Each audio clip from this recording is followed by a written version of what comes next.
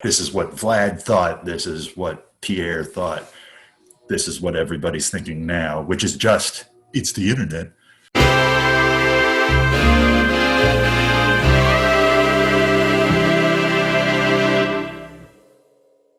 Welcome to Nodding Off with Mark and Connor. I'm Mark, he's Connor, and today we're going to be talking about new versions of the Noosphere and what that means for us as people moving forward. Let's get to it. We've moved from this place of geological physicality to a more spiritual idea of the life of the human mind and how that connects us all together. And connects us to God, if you're at least inclined that way. Mm-hmm. And now to sort of some new ideas about what the Noosphere is and how we participate in it. Connor, I guess we've talked previously about how the Noosphere, as it's sort of understood in this popular context, a popular like 21st century context, is a bit different from how you tend to approach it yourself. And part of that seems to be the difference between transcendent and technological forms of humanity and transhumanity. So let's first start talking about kind of how the Noosphere exists in the popular awareness, and then we'll kind of start talking about some of our own ideas about it. So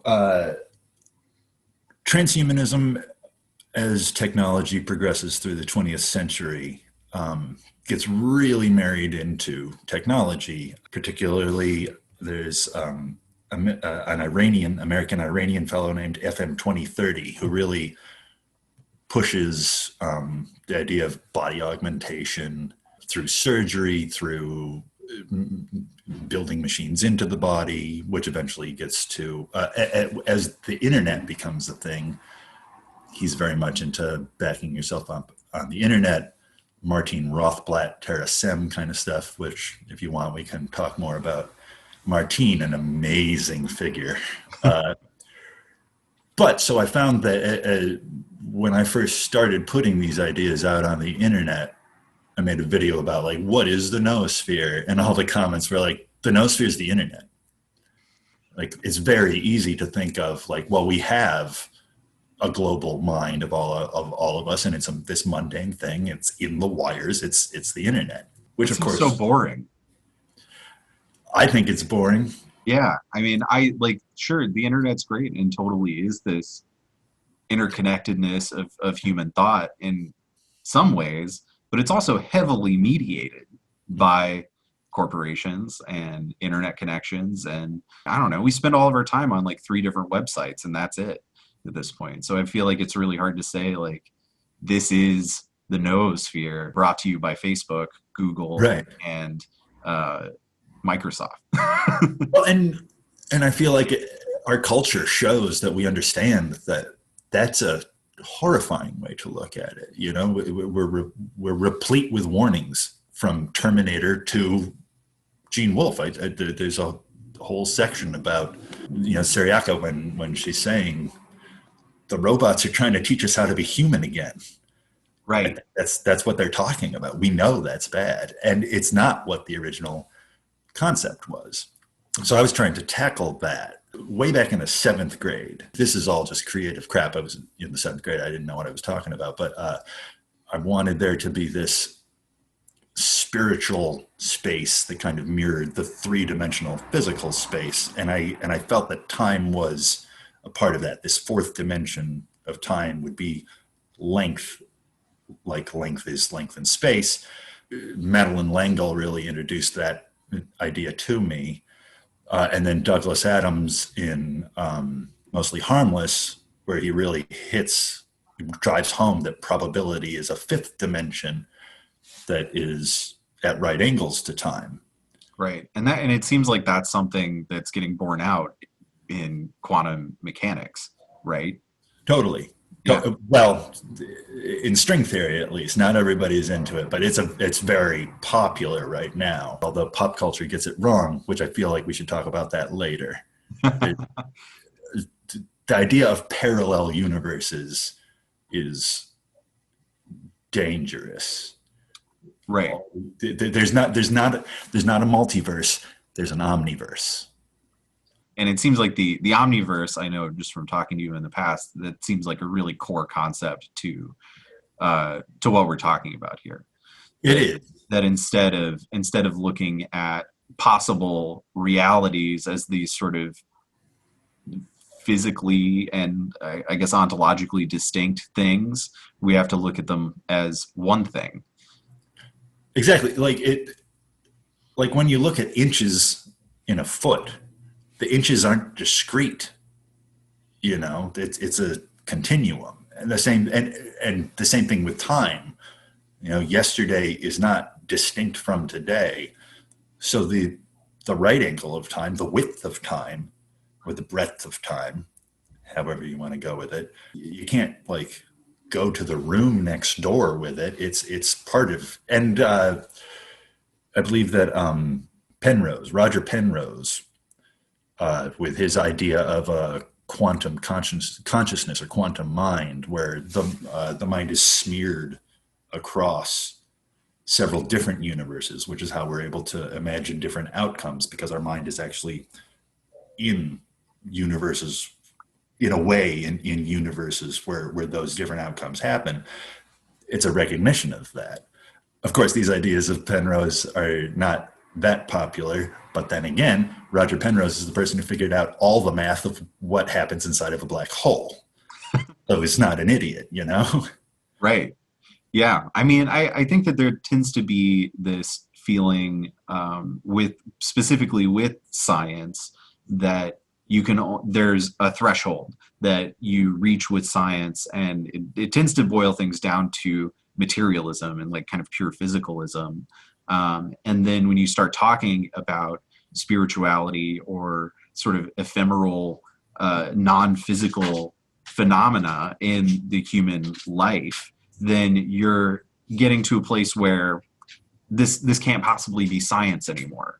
I think a lot of people really feel uncomfortable about crossing this line from science into something that doesn't feel as concrete, and which I don't think that means that it's not necessarily science anymore. But I think a lot of people really do tend to feel like, well, this if we can't repeat it, if we can't experiment on it, if it's not something that we can all just agree on these core concepts, then it doesn't count, and we kind of have to dispense with it. And we can really see this with the rise of the softer sciences, psychology, anthropology, sociology. Robert Pirsig, in the sequel to Zen and the Art of Motorcycle Maintenance, has a bit where he talks about the first anthropological department of a college had a physicist assigned as their advisor, and he was the one that was like, you can't go native, you have to like figure out objective rules objective laws that apply to all of these things.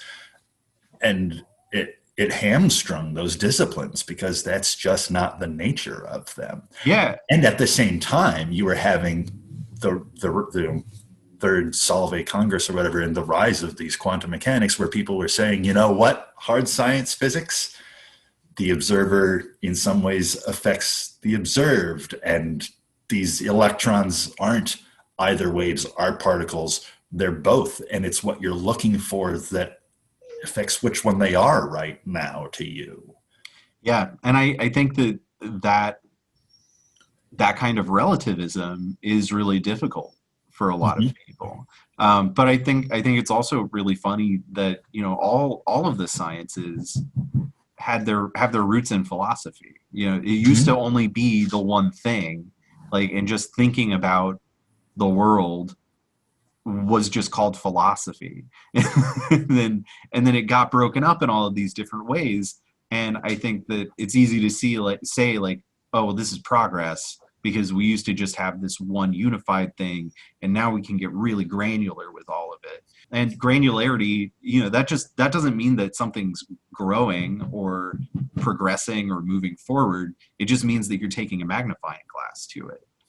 We started getting into it, and then we got excited about a million things. But so let's talk more about what the noosphere is to you.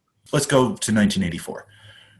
I feel like in the book 1984, they point out how time is not space. You know, Winston is getting tortured by Big Brother Bob Cherry. And Winston's saying, you can't just change the past. And Bob Cherry says, well, why not? Where is the past? What is it? Point to it. It doesn't exist. It can be whatever I want it to be. And the mind screams, no. And that's because the past exists in the mind. The past only exists in the noosphere. There's parts of the physical world, the hylosphere, I call it, hyla from the Greek material, that the noosphere affects, but the actual past, my memory of what happened, only exists in my memory. And likewise for the future, it only exists in my anticipation, which is in my mind. Physicists really, they describe reality as having 3+1 dimensions. Because they're physicists and they're studying the physical, they only experience time as it affects physicality. But time is larger than that when you bring in things like psychology, my memory of stuff, sociology and anthropology, how my memory of what's going on and your memory of what's going on and other people's memory combines to create this whole history that affects the group of people that we live in. So yeah, that's where you can see that there is, although they are the physical world and the mental world, the hylosphere and the noosphere are different, they too are part of a spectrum, and they kiss. Right. So it's, you can't think of them as two separate realities that are maybe superimposed on top of each other. Though, I mean, that's one way to think about it, but it's not, they're not that distinct ultimately. Right. They're expressions of each other. And it's so the last bit of this is, for a long time, I was very unsatisfied with this model. Diving back into spiritual crap for a second, Hermes Trismegistus Emerald Tablet, as above, so below. I really wanted time and space to be congruent and mirror each other. Where's that third dimension of time? I started to realize what I thought that the depth of time, that third dimension of the noosphere. There was a woman that I dated on and off a lot through my youth.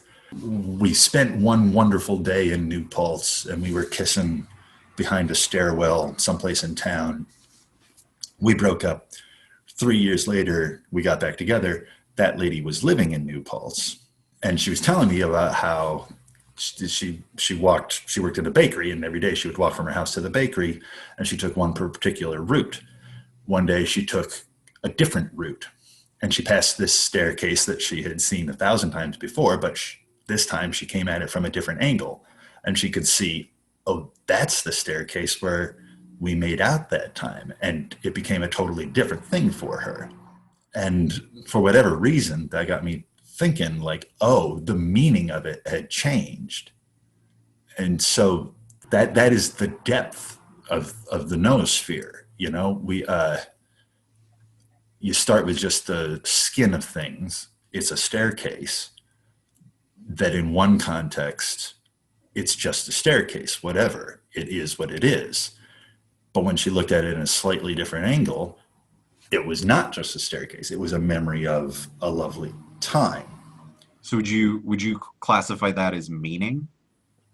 Yeah, that's what I called it at first. I keep playing around with different words. Meaning is the best one. And if you think about it, if we look at meaning as going from this concrete place, it's a staircase, to a more abstract thing.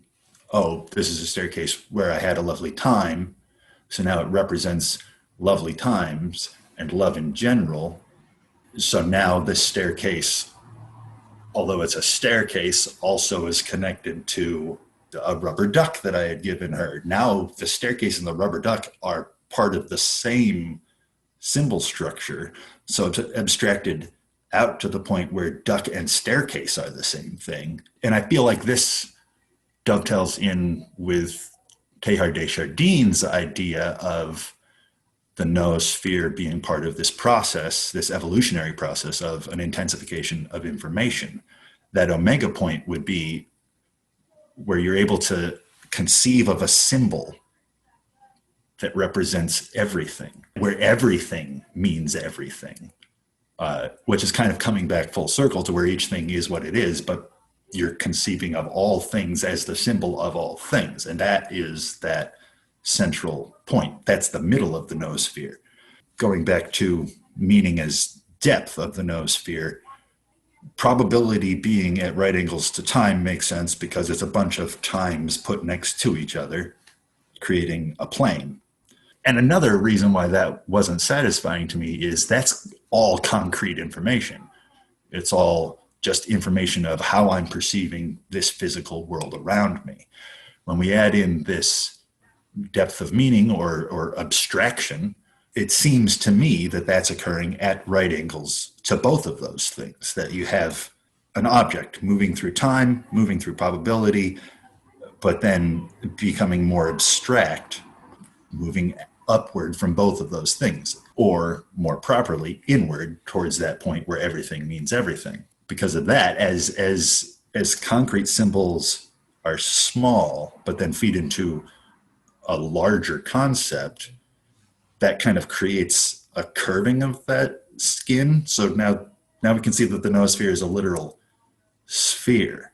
If a whole bunch of points feed into one common symbol, which joins with other symbols to feed into a common meta symbol, that pulls the concrete skin of things into a spherical shape, with the omega point, Teilhard's second coming, at the center of it.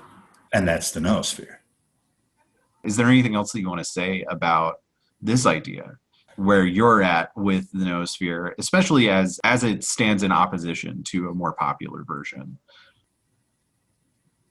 Well, it goes back to what we were saying. Like, it's disturbing to a hard scientist, to physicists, biologists, chemists, people who are working with the physical world, because there's an implication, I guess, that there's a larger reality and that imagination at some points might be more real than the physical thing that's going on in front of you. Although, again, all over our culture, we see art reaching for this very concept. One of my favorite illustrations of this is The Lord of the Rings. If you look in the first part of the Silmarillion, Iluvatar, which is Silmarillion's god, exists in the void of nothing. And he starts to sing, and each of the themes of the song becomes the different gods. And as those gods sing their themes, that's their song becomes a world which Tolkien calls Ea.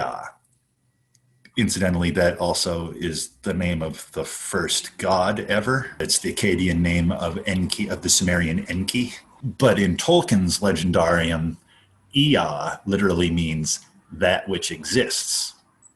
This implies that the God that creates that which exists doesn't exist.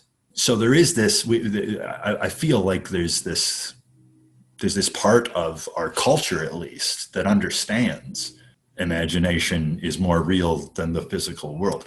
And I also feel like this fixes so many problems that we have with, like, disagreements, just disagreements in general about what that is over there or what happened. Like, we can disagree and both be right because we're just experiencing a different noetic realization of this Hylic world. Oh, perhaps we should talk about subjective idealism. Do you think subjective idealism is its own discussion? I think that maybe should be its own discussion. The physical world versus the imaginary world, and who wins or fails to win, and why and how. Yeah, I'm into that. I think that's also a really good entry into the ideas of the N.O.D. I think, Totally. like imagination is such a big part of that. So, Mm-hmm. Okay, we're going to talk more about subjective idealism and the imagination versus the physical world, and ultimately how that relates to the Noetic Oracular Deck and what that means. So let's. I'll show you the life of the mind. I'll show you the life of the mind. Yeah. Beautiful. Thanks for watching. Give us a like and subscribe to the N.O.D. on YouTube. You can also find us as a podcast on Apple, Spotify, or wherever else you get your podcasts from. And if you want to stay up to date with the Noetic Oracular Deck and be notified when it's available for pre-order, be sure to sign up for our mailing list. The link is in the description.